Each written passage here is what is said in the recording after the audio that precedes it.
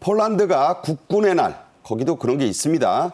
퍼레이드를 2년 연속 대대적으로 개최했습니다. 올해도 한국산 무기, 일명 K무기가 전면에 선두에 배치가 됐다고요?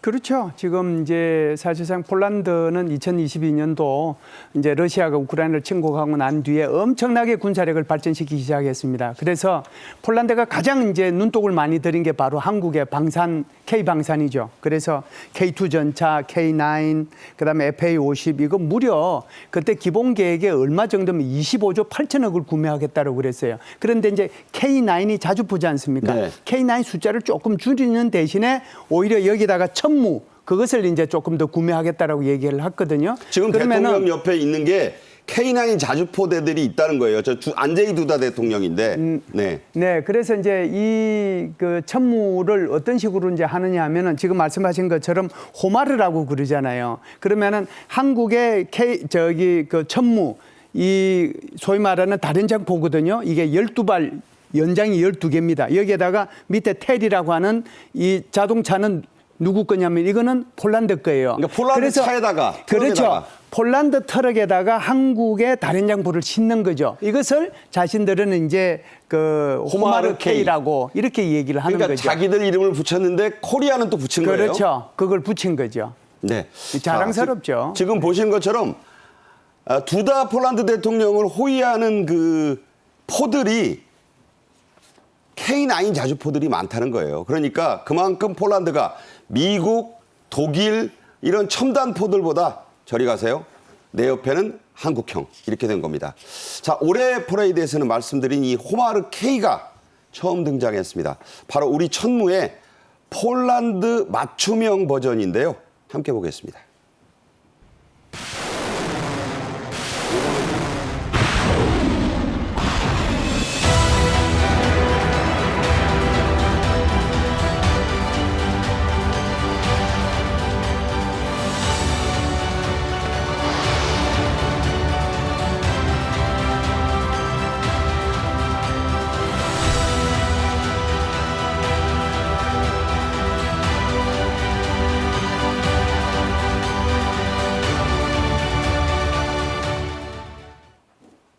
네, 김 실장 말씀하신 것처럼 폴란드형 트럭에다가 저걸 실어줬으니 폴란드 사람들이 얼마나 좋아하겠습니까? 납기 잘 지켜주지, 해달란 대로 해주지.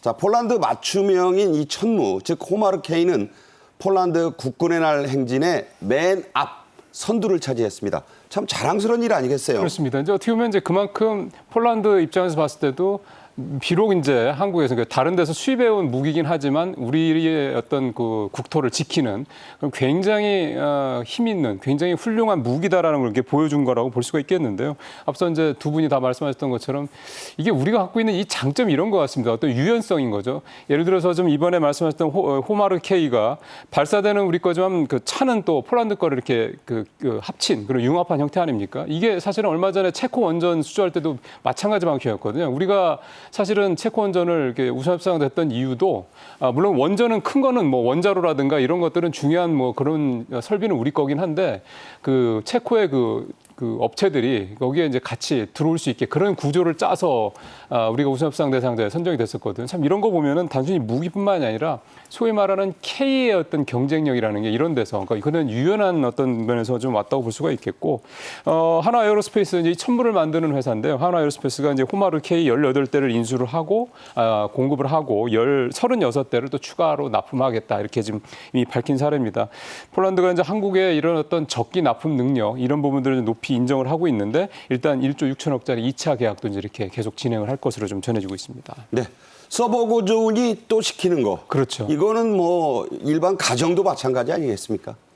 2023년에 실시된 폴란드 국군의 날 퍼레이드 모습.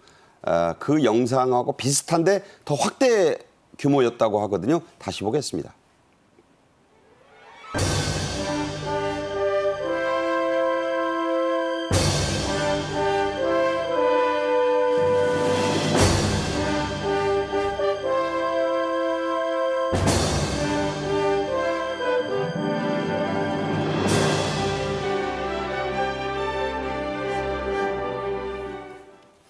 원래 폴란드의 국군의 날은 한 수십 년간 안 했다 그래요. 전쟁이 없었으니까. 그런데 이 러시아가 우크라이나를 침공하면서 이게 우리도 남의 일이 아니거든요. 그리고 폴란드는 과거에 그 유명한 2차 대전 때 히틀러의 군홧발에 짓밟힌 적이 있는 나라 아니겠습니까? 그러다 보니까 좀 화들짝 놀란 거예요. 그래서 2023년부터 2년 연속 이 국군의 날 행사를 한 겁니다. 지금 보셨듯 FA-50 경공격기들도 곧 폴란드 상공을 우리가 이게 날게 되는 모습을 보게 되겠죠? 그렇죠. 지금 이제 FA-50 같은 경우에도 지금 이제 K2, K9과 더불어 가지고 FA-50 천무들이 이제 다 수출이 되는데요. FA-50 같은 경우에도 지금 이제 그쪽으로 수출을 해 가지고 이제 그쪽 이제 소위 말하는 폴란드의 하늘을 지키는 그런 게 되겠죠.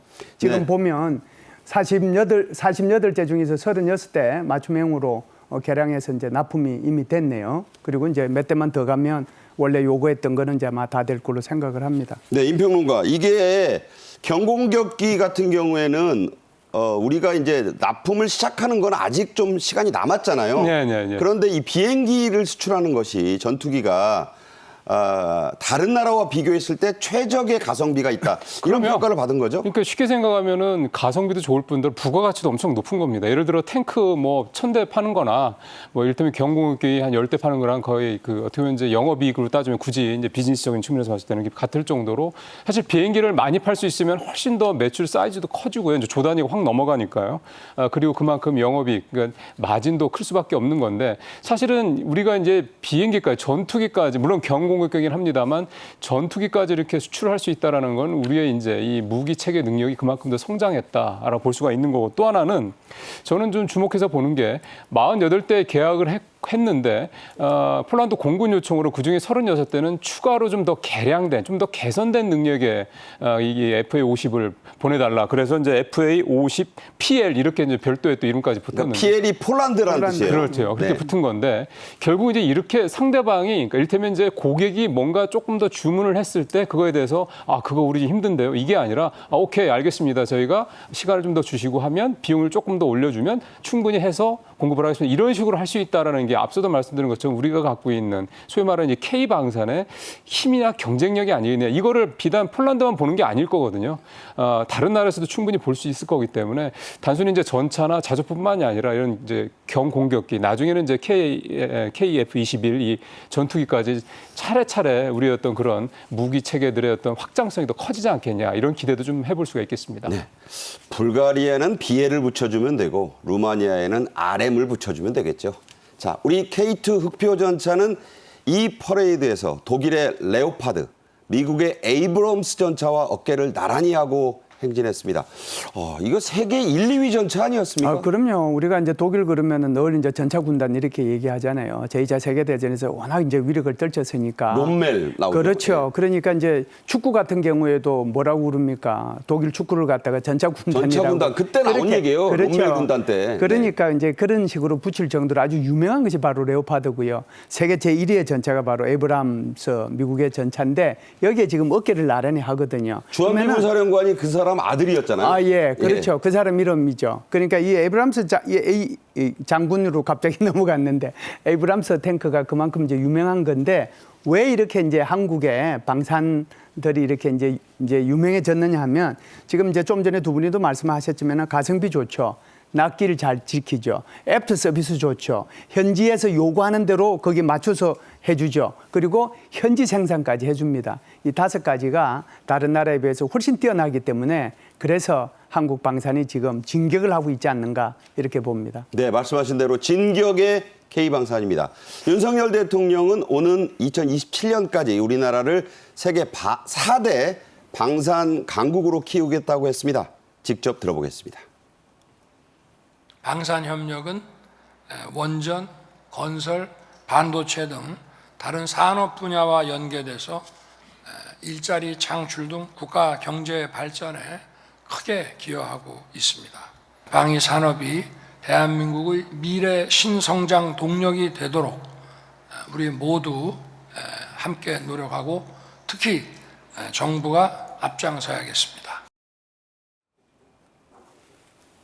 실제로 우리 방위 산업은 일본은 이미 압도했습니다. 4대 방산 강국에 바짝 다가서고 있습니다.